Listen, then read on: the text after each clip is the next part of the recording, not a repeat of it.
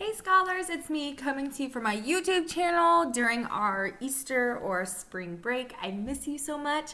I cannot wait to start teaching you online again starting next week and just to see your wonderful faces and hear your voices and continue to grow our brain even though we are quarantined right now.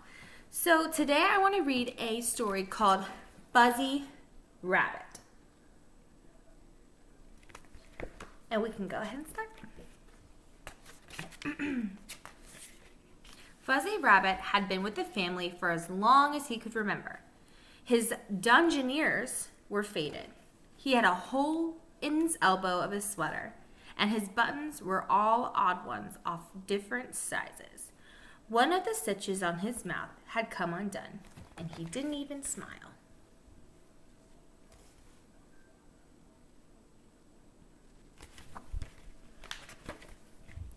His little girl, Ellen, kept telling him to cheer up. He tried, but he felt lonely and down in the dumps. He remembered the old days when Ellen used to take him to school in her knapsack. That was very interesting. He liked learning things, and he liked the other children.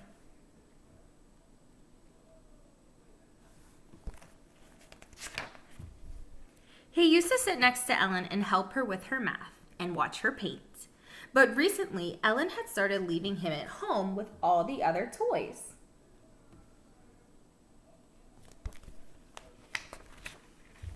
On her birthday, for the first time, Ellen forgot to take Fuzzy downstairs for her birthday party.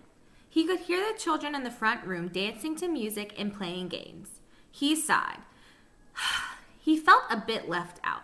He decided to go and have a little peek, so he climbed out of the bed and tiptoed out to the landing. He lowered himself down the stairs and pushed his head in between the banister rails.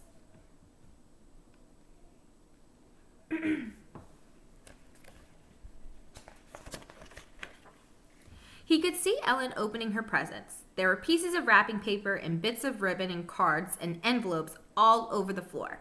Fuzzy had never seen so many presents. There were cries of delight as Ellen opened a box and took out a pink doll with curly hair and shiny black shoes. Fuzzy thought that she looked like a perfect, ordinary sort of doll.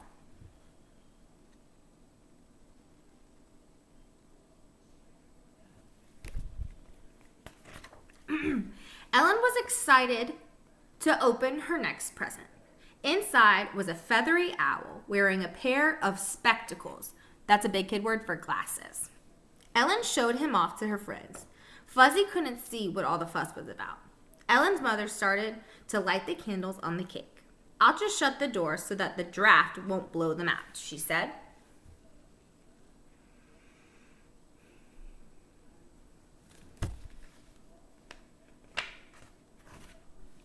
It was dark and cold on the landing, and Fuzzy couldn't watch the party anymore. So he went back to Ellen's room and climbed up on the bed. He kept thinking what a lot of fun the children were having. That night, Ellen was allowed to stay up late. When it was her time for bed, she had to get out of her party dress and into her nightgown very quickly. She put the pink doll and the owl onto her bed right next to Fuzzy. "Move over, Fuzzy," she said.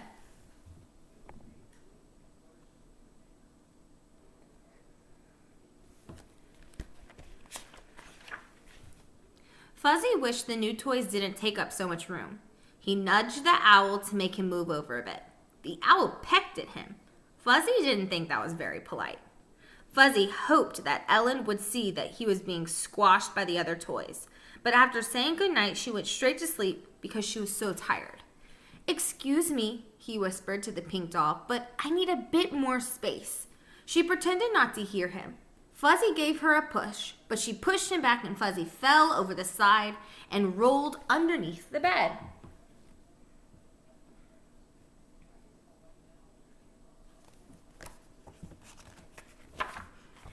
It was very cold on the floor all night, but what was worse was that nobody noticed that he was missing in the morning. He lay there sadly all day, sneezing with dust. Nobody heard him. Fuzzy wondered if Ellen would remember him when she came home from school. Would she think of looking under the bed? At 4 o'clock, Ellen's friend Mary came over to play. "What shall we do this afternoon?" asked Mary. "Let's play nurses," said Ellen. They got out Ellen's nursing kit and uniform from the dresser.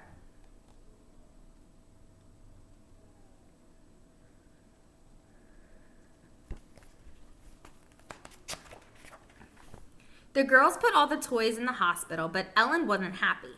Something wasn't right. Something was missing. "Where's Fuzzy?" she said.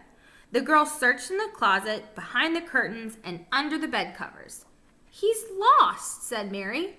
"He must be hiding," said Ellen. She looked under the bed. "Fuzzy, what are you doing down there? You're all dusty." Ellen picked up Fuzzy and gave him a hug.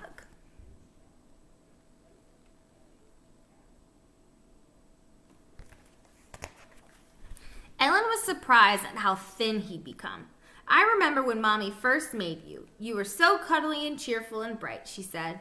She looked at Fuzzy and noticed that the fuzzy wool on his face had worn away and that he was losing some of his stuffing. "Look," she whispered to Mary. "I could take him home with me and make him better," said Mary. "I'd swap my kaleidoscope for him," she added. Fuzzy was suddenly very frightened. Mary was quite a nice little girl, but he didn't want to go and live at her house. What would Ellen say?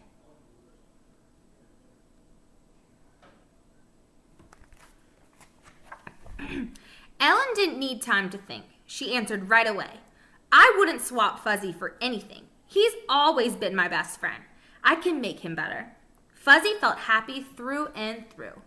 Mary took his temperature and made charts for all the other patients, while Ellen threaded a needle for the operation. She got the syringe out of her nursing kit and gave Fuzzy an injection. "It won't hurt now," she told him.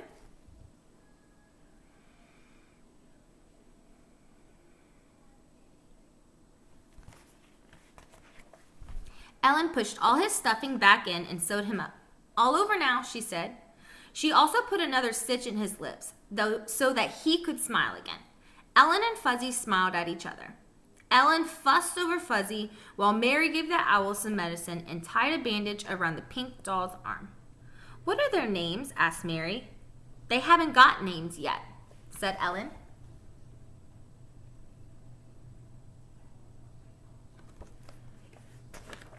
Fuzzy looked across at all the new toys sitting in the old cradle. He thought how horrible it must be to not have a name. "What are you going to call them?" asked Mary. "I'll call the owl Wisey because he's wise, and I'll call the doll Jane because she looks like a Jane," said Ellen. Ellen's mother called, "Tea's ready," so the girls ran downstairs. Fuzzy went over to Jane and Wisey. "Hello," he said. "My name's Fuzzy."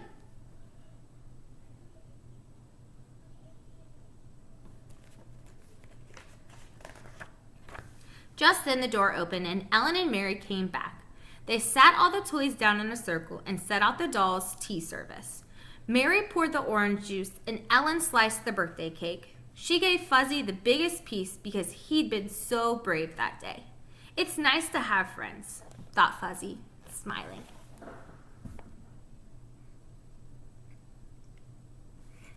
And that is the end, friends. I hope you enjoyed our story this afternoon. I'll be posting more this week and maybe even do some science experiments. So stay tuned. Bye.